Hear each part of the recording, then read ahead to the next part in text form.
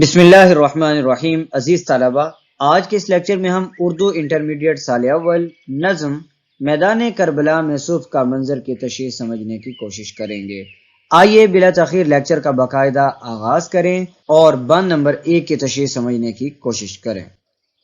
عزیز طلبہ، یہاں آپ کو ایک بات بتاتے چلیں کہ آپ کو اس لیکچر کے اندر 2 پیراگراف لکھوائے جائیں گے۔ اس نظم میں سے کوئی بھی شعر یا کوئی بھی بند بورڈ کے امتحانات میں، آپ کے کالج کے امتحانات میں یا اکیڈمی کے امتحانات میں کوئی بھی شعر اس نظم سے پوچھا جائے تو آپ ایک پیراگراف تشریح کے آغاز میں جبکہ دوسرا پیراگراف تشریح کے آخر میں لکھ دیجئے گا۔ کوئی بھی شعر اس نظم سے آ جائے، آپ ان 2 پیراگراف کو ان کی تشریح میں استعمال کر سکتے ہیں۔ تو آئیے سب سے پہلے وہ پیراگراف دیکھتے ہیں جو آپ نے کسی بھی شعر کی تشریح میں پہلے لکھنا ہے۔ عزیز طلبہ، تشریح کے آغاز میں آپ یہ پیراگراف لکھیں گے: میدان کربلا میں صبح کا جو منظر شاعر کے تخیل میں آیا ہے اس کا حقیقت سے کوئی تعلق نہیں۔ میدان کربلا تو ایک لک و دک صحرا تھا جس میں نہ تو کسی پھول کے کھلنے کا احتمال ہے اور نہ ہی کسی سایہ دار درخت کی کوئی گنجائش۔ در حقیقت یہ مرثیہ میر انیس نے لکھا ہے اور میر انیس اپنی شاعری میں مبالغہ آرائی کی وجہ سے بہت مشہور ہیں۔ مبالغہ آرائی یا مبالغہ آمیزی کوئی عیب نہیں بلکہ اسے شاعری کا حسن اور شاعری کا زیور سمجھا جاتا ہے۔ چنانچہ شاعر نے جو میدان کربلا میں صبح کا منظر پیش کیا ہے وہ در حقیقت شاعر کے اپنے تخیل کی رسائی ہے کہ نواسہ رسول حضرت امام حسین رضی اللہ عنہ اور ان کے اہل خانہ کی آمد پر عالم تخیل میں میدان کربلا کو سجا دیا گیا تھا۔ دور دور تک سبزہ ہی سبزہ لہلہا رہا تھا اور ہر طرف بہار ہی بہار تھی۔ عزیز طلبہ، اس پیراگراف کو آپ تشریح کی ہیڈنگ دینے کے فوراً بعد لکھیں گے اور اب یہ دوسرا پیراگراف اس کو آپ تشریح کے آخر میں لکھیں گے، یعنی شعر کے اندر جو بھی باتیں ہوئی ہیں ان کو جب آپ لکھ لیں گے تو پھر اس کے بعد آخر میں آپ یہ پیراگراف لکھیں گے۔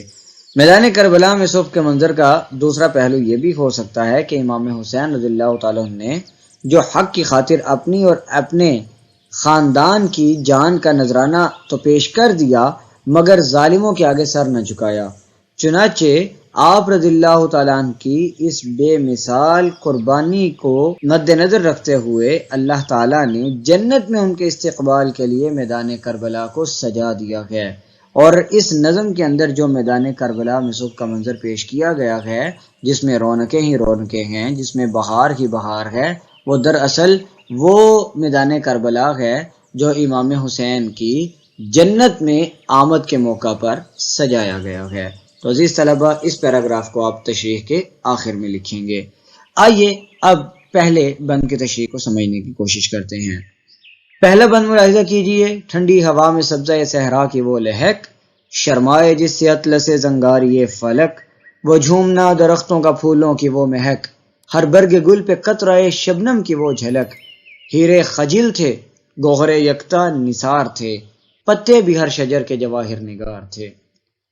عزیز طلبہ، سب سے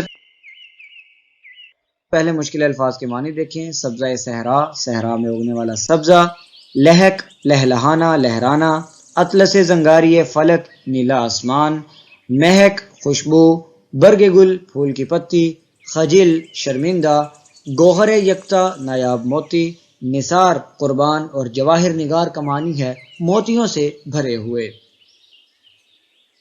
عزیز طلبہ، اس بند کا مفہوم کچھ اس طرح ہوگا کہ میدان کربلا کے صحرا میں سبزہ لہلہا رہا تھا، ٹھنڈی ہوا میں سبزہ صحرا کی وہ لہک، سبزے کی لہلہاہٹ سے پیدا ہونے والی خوبصورتی کے آگے نیلا آسمان بھی شرما رہا تھا، درخت امام حسین کے استقبال کے لیے جھوم رہے تھے جبکہ پھولوں نے ہر جانب اپنی خوشبو بکھیر دی تھی، پھول کی ہر پتی کے اوپر شبنم کے قطرے موتیوں کا منظر پیش کر رہے تھے۔ شبنم کے یہ موتی اس قدر خوبصورت دکھائی دے رہے تھے کہ دنیا کے نایاب ترین موتی بھی ان کے سامنے شرمندہ تھے، ہیرے خجل تھے گوہر یکتا نثار تھے۔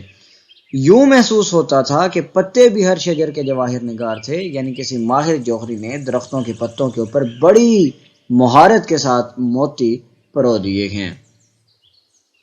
آئیے اب اس نظم کے یا اس بند کے تشریح طلب نکات دیکھتے ہیں۔ عزیز طلبہ، سب سے پہلے آپ وہ پیراگراف لکھ لیں گے اس بند کے تشریح میں جو پیراگراف آپ کو اس ویڈیو کے شروع میں بتایا گیا ہے۔ عزیز طلبہ، جب وہ آپ پیراگراف لکھ لیں گے جس میں موٹی موٹی باتیں میں دوبارہ یہاں پر ذکر کر دیتا ہوں کہ میدان کربلا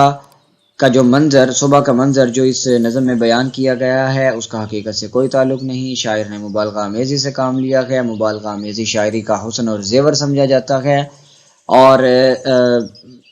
میر انیس اپنی مبالغہ آمیزی کی وجہ سے بہت مشہور ہیں وغیرہ وغیرہ۔ تو جب آپ یہ پیراگراف لکھ دیں گے اس کے بعد آپ اس بند کا مفہوم لکھ دیں گے جو کہ ابھی اس سے پیچھے آپ کو بتایا جا چکا ہے، اور پھر آخر میں تشریح کے آخر میں جو لکھا جانے والا پیراگراف ہے جو آپ کو اس ویڈیو کے آغاز میں دکھایا گیا ہے، آپ وہ لکھ دیں گے تو آپ کی تشریح ایک جاندار تشریح بن جائے گی۔ پھر اس کے اندر اگر آپ کوئی شعر ایڈ کرنا چاہتے ہیں تو میدان کربلا کے حوالے سے آپ شعر ایڈ کر سکتے ہیں کہ لایا جو خون رنگ جگر کربلا کے بعد، اونچا ہوا حسین کا سر کربلا کے بعد، قتل حسین اصل میں مرگ یزید ہے، اسلام زندہ ہوتا ہے ہر کربلا کے بعد۔ عزیز طلبہ، یہ نظم نمبر 4 میدان کربلا میں صبح کا منظر کا پہلے بند کی تشریح تھی۔ آپ سے ملاقات کریں گے انشاءاللہ دوسرے بند کی تشریح میں۔ تب تک کے لیے اپنا بہت سارا خیال رکھیے گا، اجازت دیجیے گا، اللہ حافظ۔